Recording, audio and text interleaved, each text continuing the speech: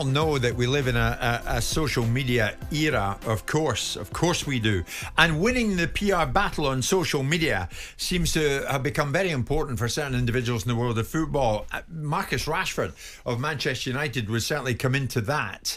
In recent days, his Instagram feed has produced promotional style videos of Marcus training, sparring in a boxing ring with taglines like "mixing it up," whilst other videos show him in shooting drills on a local pitch with the tagline "raw material." So what does this tell us? Even back in February, when Marcus did speak to the Players' Tribune, there was an argument that this indeed was PR driven. The problem is when people start to believe him. It's being pushed that, oh, you're unprofessional, you're this, you're that. He goes out too much, he got too many tattoos. Whatever it is, it's when the public start to believe what they're reading. That's where the issue comes down, and that's where it makes me a bit upset that they are allowed to basically just paint a picture of someone whenever they want.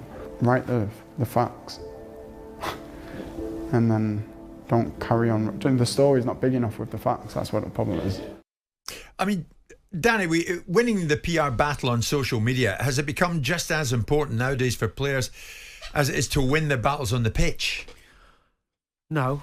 The most important place to win people over is on the pitch, because whatever you do on social media, however your PR is angled, you're still going to get the abuse and the criticism if you don't play well at the biggest clubs in the world.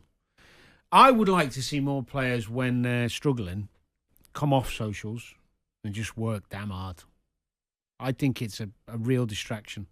I get sick of I get not just players, just even when I look on social media and I see people constantly putting the need. There's something missing in your life if you're constantly needing to put out stuff to convince people that you're happy or that you're doing well or that you're successful. Do you think PR teams take fans for fools? I think they take players for fools and take the money off them and convince them they need it. You don't. The best PR you have is what you do with your feet. That's it. Players these days are brands, though, aren't they? Well, yeah. I mean, that's where you've got to think about money, to think about it slightly differently, because if you want to translate from just being a footballer that gets highly paid on a pitch to something that has influence and would be part of a brand value for somebody that wants to spend money with you, then you do need whatever. I don't particularly like PR people, but I understand their value. Sometimes they suppress. Sometimes they suppress. Have you ever had PR people? Yeah. Have you? But I needed it at times, mate, to manage my private life. But they can suppress stories. They can also manage certain situations, because you find yourself in difficult situations in certain parts of your life. Don't make the stories, though. But Marcus Rashford, the sole focus on Marcus Rashford, besides that ridiculous whining little scenario that we heard him do about 6 months ago with the background soft music, where he's saying that people judge him by false standards. And that's probably true, because when you decide to go out on a Sunday evening after Man United just got smashed to pieces by Man City in a nightclub because it's your birthday and you choose the most recognisable nightclub in that area, and then when you decide to turn up to training, not to turn up to training because you go out in Northern Ireland drinking, then your form over a significant period of time diminishes. People are going to be lazy and conflate the fact that you're out all the time, which is probably not true.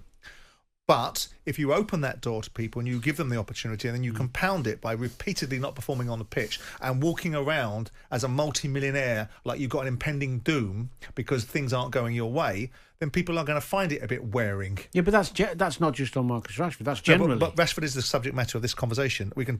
Well, he's a subject of a topic about PR and about football. So we can overlay it with a bunch of different people we want to, but ultimately, in a conversation, you centre it upon the person that you're talking about.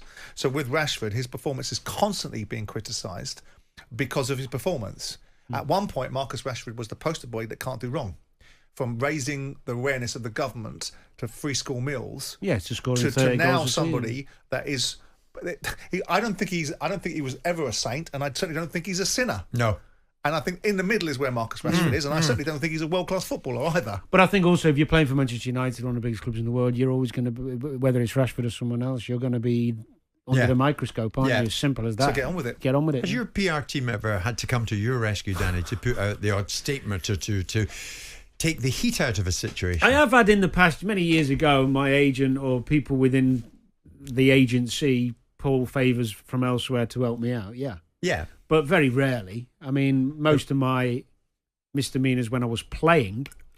Were on the not pitch? were not were not things that were going to destroy me. It was a case of mistaken identity. That Yeah, wasn't half me the time, leaving yeah. that building. Yeah, exactly. Danny Murphy, you're always welcome here. Thank you so much. Thank you. Do you have anyone in PR left that is prepared to work for you? You'll be surprised, but I don't need it because I am the embodiment of good things. There you go. And he is too. Just ask Victor Moses. It's 1 o'clock. Jim White and Simon Jordan. Monday to Friday mornings from 10 on AM, on DAB, via the talkSPORT app and on your smart speaker. talkSPORT.